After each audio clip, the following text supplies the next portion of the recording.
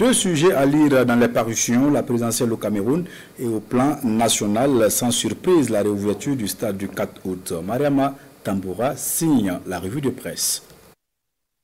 Des titres à foison pour parler de la réouverture du stade du 4 août. Enfin, s'exclame l'observateur Palga. Le mythique joyau du sport national pleinement fonctionnel titre le journal Le Quotidien. Le Burkina retrouve enfin sa cuvette Lance Sidoya. Nouvelle vie d'un temple de football écrit aujourd'hui au Faso. Pour le journal Le Pays, c'est un joyau emblématique rouvert avec Fasta.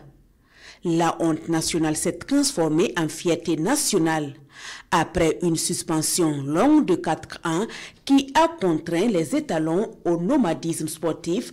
Le stade du 4 août a rouvert ses portes le 4 août 2025, totalement rénové, explique le journal Le Pays. Avec cette réouverture, le sport burkinabé en général et le football en particulier retrouve sa souveraineté et la fin de l'exil sportif de notre 11 national, écrit de son côté l'Express du Faso.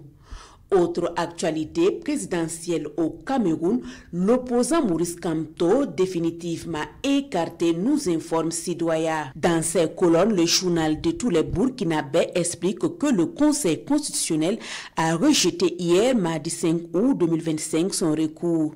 Avec la décision de la plus haute juridiction du pays, Maurice Kamto n'a plus de chance de briguer la magistrature suprême de son pays, car la décision de cette dernière est définitive et irrévocable.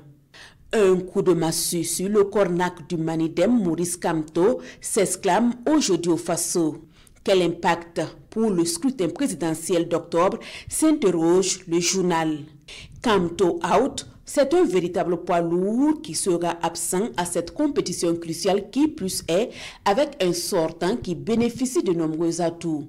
Bien que Maurice Kamto compte ester sa cause devant la Cour africaine des droits de l'homme et des peuples, scénario qu'il avait donné raison en 2018 à Banjul en Gambie en déclarant la violation prima facie de la charte africaine, bien qu'il veuille faire ça, les haricots sont cuits pour lui, pense aujourd'hui au Faso.